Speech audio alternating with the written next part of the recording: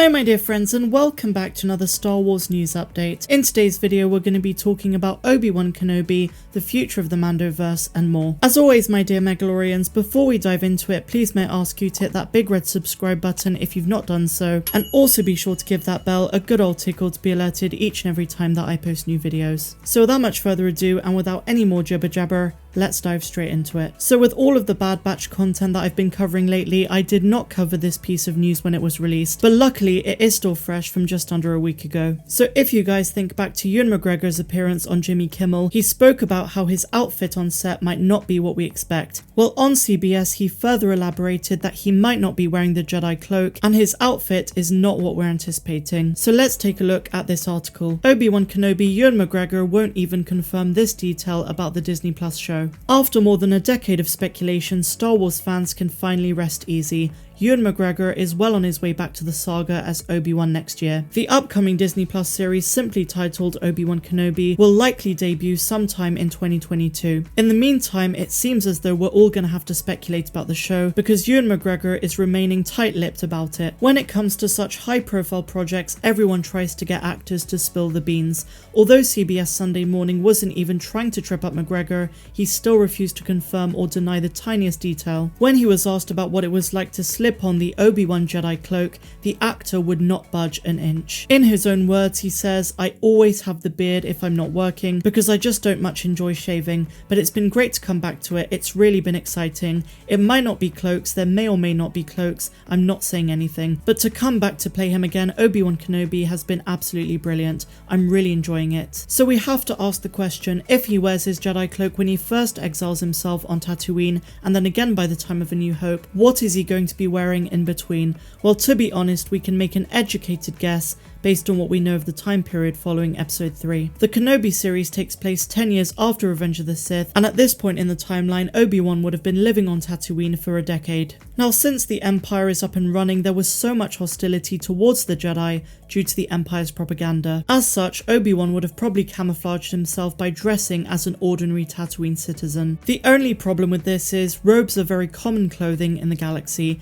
even for non-Jedi. Just take a look at Uncle Owen. Now look, while we can't know for sure, it's probable that Obi-Wan took no chances with being outed as a Jedi. The reason he goes back to wearing his Jedi outfit by the time of A New Hope, and even goes so far as to ignite his lightsaber in the Mos Eisley Cantina, is that the Jedi had seemingly been gone for so long at that point that he was seen as a novelty and a crazy old wizard. This is explored in multiple places, notably the New Hope novelization. But what do you guys make of this? Do you think Obi-Wan is going to have a new outfit?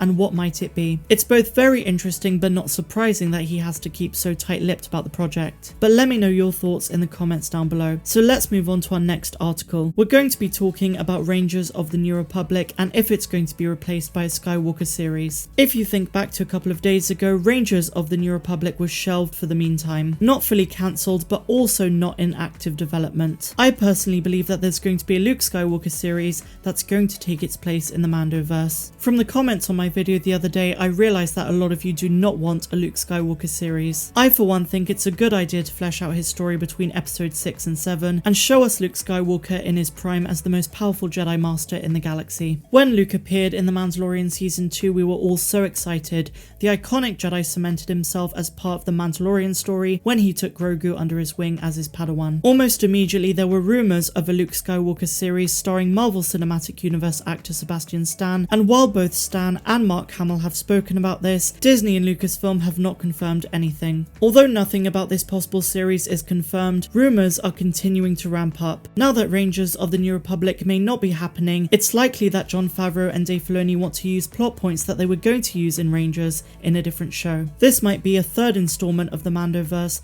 in the form of a Luke Skywalker series, but that is just speculation at this point. But let me know your thoughts. Do we need a third series in the Mandoverse, or do you think The Mandalorian, The Book of Boba and Ahsoka are enough? I can definitely see the point of view of those who don't want a Luke series. In some ways it might ruin the character and the legacy surrounding him, because at the end of the day, ultimately we know where the story is going to lead, and I don't think many people want to see the decline of Luke Skywalker. But then again, such a series could explain why Luke becomes a hermit on Arc 2 and even recanonize elements of the EU. So now guys, we're going to be talking about JJ Abrams, who is seemingly done with Star Wars. Now granted, it's not like anyone was expecting him to come back to the galaxy far, far away, but he does state that he is done with those kind of franchises. In 2019, with the Rise of Skywalker, Abrams finished the Skywalker story that George Lucas began in 1977. In a recent interview with Collider.com, Abrams talks about his involvement in upcoming movies, while also reflecting on his experience with Star Wars. He grouped Star Wars in with other franchises that he doesn't own,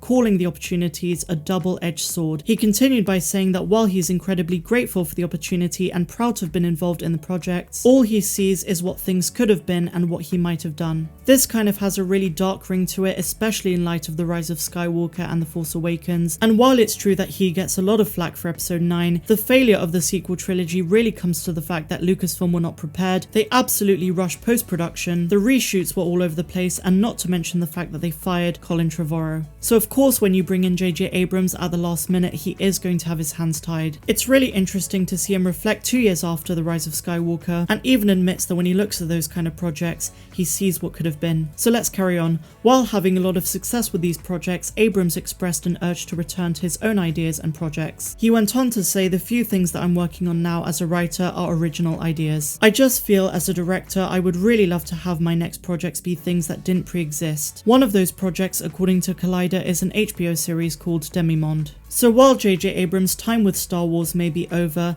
it is clear that he's going to be continuing his own creative force. It's really interesting to bring him up because I was speaking to someone the other day about the Rise of Skywalker and the failures of the film, and while some Star Wars fans are really quick to judge him and say, you know, he ruined Star Wars and he's the reason why the film failed, especially the last one, I think the reason is more nuanced than that, and if you want to blame anyone, blame the studio rather than him as a director. Realistically, he could only do so much being called in at the last minute.